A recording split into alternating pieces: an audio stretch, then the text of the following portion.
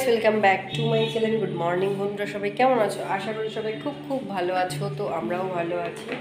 তো আবারও আজকে সকাল থেকে ব্লগটা শুরু করলাম। দেখতে থাকো আমার এই ব্লগটা আজকে সারাদিন কী কী করছি। তো যেটা হচ্ছে আজকে মুড়ি ঘন্ট বানাবো, তো চিড়ে দিয়ে এরকম গ্লাস দিয়ে এক গ্লাস চিড়ে নিয়েছি।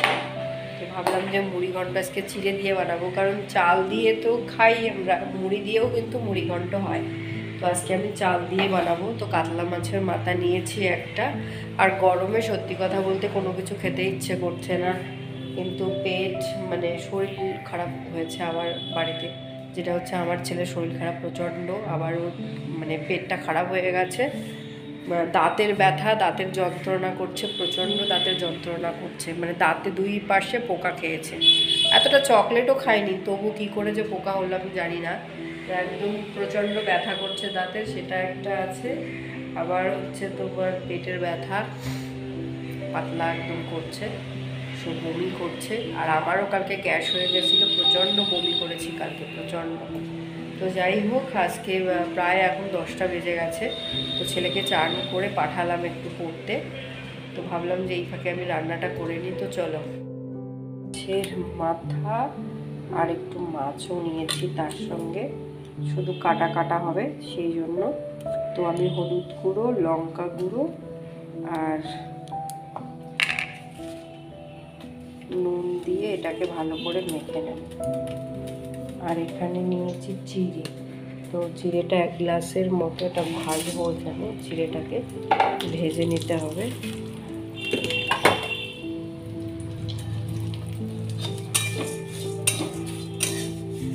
তেল ছিল এখানে, সকালবেলা ওই আলু সিদ্ধ, পেঁয়াজ, কাঁচা লঙ্কা ভেজেছিলাম, তো সেই তেলটা।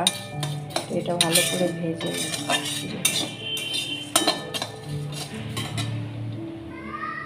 মাছটাকে ভালো করে মেখে নিয়ে রেখে দিই। তো আমি আদা, রসুন, কাঁচা লঙ্কা, টমেটো, পেঁয়াজ একসঙ্গেই পেস্ট করে নেব। আর আলাদা করে কিছু করবো না, একসঙ্গেই সব কিছু পেস্ট করে নেব। যা গরম পড়েছে রে বাবা, রান্নাঘরে থাকাই মুশকিল, কি কষ্টকর ব্যাপার। তো কষ্টতে মানুষ থাকবে কি করবে। চিড়েটা আমি লাল লাল করে ভেজে নিয়েছি, একদম ভেজে নামালাম, একদম লাল লাল করে। মাছটা এখন ভাজবো। এই ছেলেটার বড্ড কথা হয়েছে, কথায় কথায় শুধু তর্ক আর তর্ক করে যাচ্ছে। পড়াশোনার নামে তো কচু পোড়া, পড়াশোনার নামে কোনো কিছু নেই। একটা মাস ছুটি দিল, ঠিকঠাকভাবে পড়াশোনা নেই, কোনো কিছু নেই, ঘুমের কোনো ঠিক ঠিকানা নেই, সারা দিনটা চলে যায়। না নিজে ঘুমায়, না আমাকে একটুখানি ঘুমাতে দেয়। সারাক্ষণ ঘুমাতে ঘুমাতে ওই রাত 12টা 1টা বাজায়। আবার দুপুরবেলা যে একটুখানি শুয়ে রেস্ট নেবো, ওরে বাবা, কারো সাধ্য নেই। আর এই পুচকিটা প্রেশার কুকারের এত নেশা, এই সারাক্ষণ ওই প্রেশার কুকার দুটো পেয়েছে, ওই দুটো নিয়ে সারা বাড়ি ঘুরে বেড়াবে। মাছের মাথাগুলো প্রায় ভাজা কমপ্লিট হয়ে গেল, তো ওগুলোকে তুলে নিই। ভাবছিলাম যে চাল দিয়ে তো প্রায় আমরা ওই মুড়ি ঘন্ট খেয়েই থাকি, তো ভাবলাম একটুখানি চিড়ে দিয়ে আজকে একটুখানি খেয়ে দেখি কেমন লাগে। সত্যি কথা বলতে গরমে কোনো কিছু ভালো লাগছে না, কিন্তু ফ্রিজে তো মাছ ভরা, মাছগুলো তো না খেলে আবার নষ্ট হয়ে যাচ্ছে। তো এখানে টমেটো, আদা, রসুন, তারপর কাঁচা লঙ্কা এগুলো পেস্ট করে নিচ্ছি। আর একটুখানি কাতলা মাছ ভেজে নিচ্ছি। যদি খায় বড়টা, দুপুরবেলা একটু মাছ ভাজা ডাল দিয়ে ভাত, তরকারি তো খেতেই চাইছে না। তো পুষ্টিটার জন্য আবার আলুর ঝোল করবো, তো একসঙ্গে আলুগুলোকে ভেজে নিই। মুড়ি ঘন্টতেও আলুগুলো দেবো, আর কিছুটা থাকবে সেটা আবার ওই মাছের ঝোলেও দিয়ে দেবো। দিয়ে ভালো করে নেড়ে চেড়ে নিই। মনে হচ্ছে যে শুধু ভাত রান্না করে গরম ভাতের মধ্যে জল ঢেলে আলু সিদ্ধ দিয়ে খাই, এই হচ্ছে ব্যাপার। তো হোক, আলুটা আমার লাল লাল করে ভাজা হয়ে গেল, ওটা নামিয়ে নিলাম। তারপর ওই রাতের বেলা আসছে ওরা, এসে ওই 2টা 4টে ভাত খাচ্ছে। দুপুরবেলা ছাতু খেয়ে, সকালবেলা 8টার ওদিকে ওর বাবা ছাতু খেয়ে যাচ্ছে।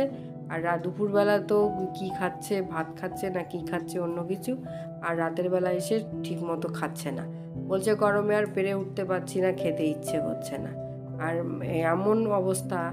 আর এখানে আমি এলাচ ফোড়ন দিয়ে দিলাম, তারপর শুকনো লঙ্কা, দারচিনি, লবঙ্গ 2 টুকরো 1 টুকরো করে ফোড়ন দিয়ে দিয়েছি। এবার ওই পেস্টটা আছে, যেটা আদা রসুন টমেটোর পেস্ট করে নিয়েছি, ওটা আবার ঢেলে দেবো, ঢেলে দিয়ে ভালো করে ভাজবো। আর দুপুরের বাচ্চা দুটোরে জ্বালা যন্ত্রণা, এই পুচকিটা আমার ছোটোটাও ছিল ওরকম, রান্নাঘরে রান্না করতে আসলেই ওই রান্নাঘরে চলে আসতো। রান্নাঘরে বাটি ঘটি কড়াই, গ্যাসের কি ভয় লাগে, কখন যে গ্যাসটার মধ্যে তার ধরে টানে, কখন আগুন লাগে, এরকম। ছোটোটাও ঠিক সেম, ওই রান্নাঘর সব কিছু তো আমাদের ওপেন রান্নাঘরটা। সোজা রান্নাঘরে ঢুকে যাচ্ছে, প্রেশার কুকার তুলছে গ্যাসের উপর, কড়াই তুলছে, মানে যা যা অবস্থা। ধনে গুঁড়ো, জিরে গুঁড়ো, লঙ্কা গুঁড়ো, হলুদ গুঁড়ো, স্বাদ মতো নুন দেবো, মিষ্টি দেবো।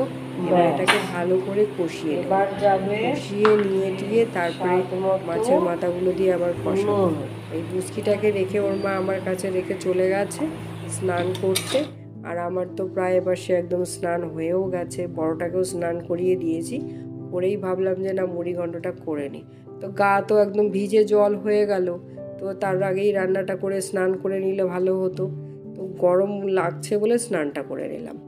ও বাবা, রান্নাঘরে ঢুকে তো আমি পুরো আবার স্নান হয়ে গেলাম। এমনি গরমে গায়ের দুর্গন্ধ হয়ে যাচ্ছে এই ঘামে।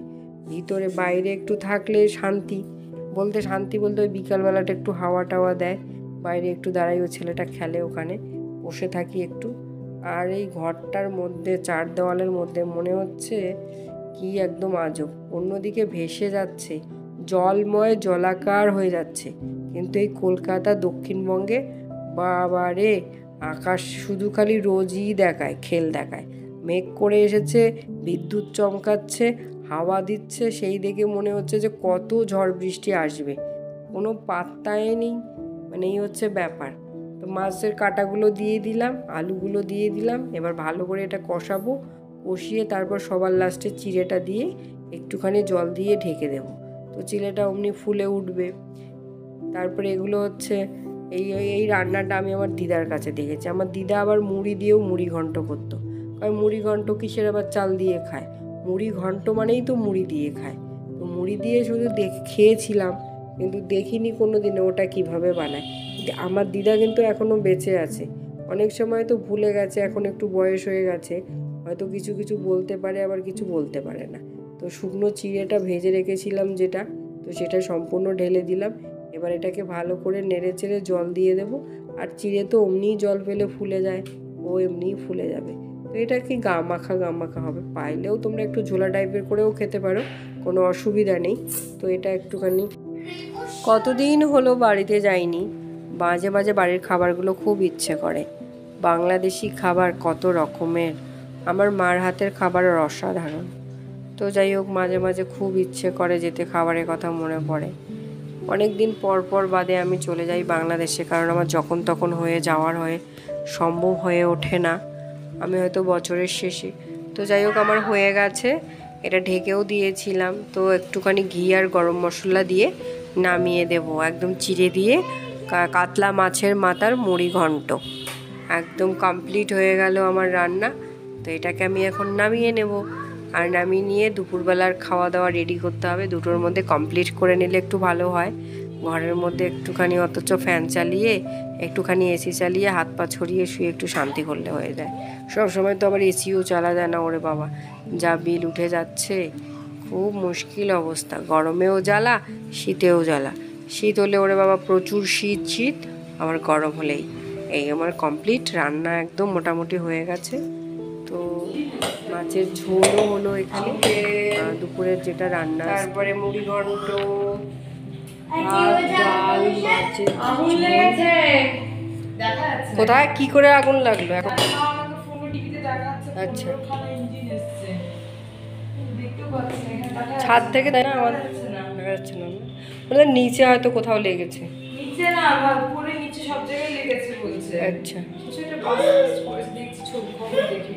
অ্যাক্রোপলিসে আগুন লেগেছে শপিং মলে। কি একটা দুর্ঘটনা, এখান থেকে তো আর দেখা যাবে না।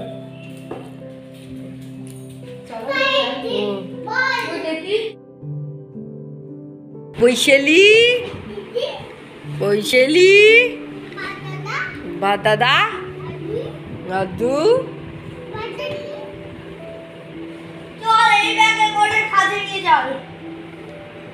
দাদাকে বলতো নাম,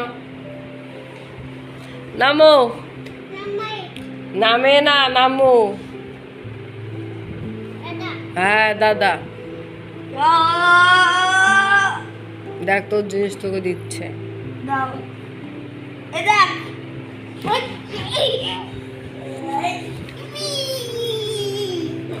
কি করছিস? এই একটু হাত কি মারছে ধরে, দেখো দেখো কি করছে, দেখো কি করছে।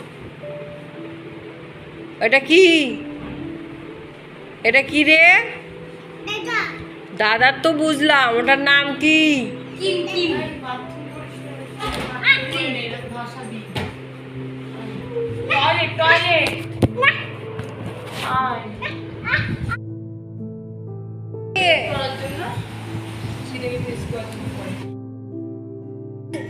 মারে ভাই না, ভাইকে মারছিস কেন? ওই জন্য তো শিখেছে তোর কাছ থেকে, একদম মারবি না। চল আরে বাবা কিছু শিখতে আয়। 7:30 পার হয়েছে কিন্তু বাবু, চলো দেখে বাবা। তো বাচ্চা দুটো বাইরে খেলতে এসেছে, আর ব্লগটা এখানেই শেষ করছে আজকের মতো। সবাই খুব খুব ভালো থাকো, সুস্থ থাকো, আর অবশ্যই লাইক কমেন্ট শেয়ার সাবস্ক্রাইব করো।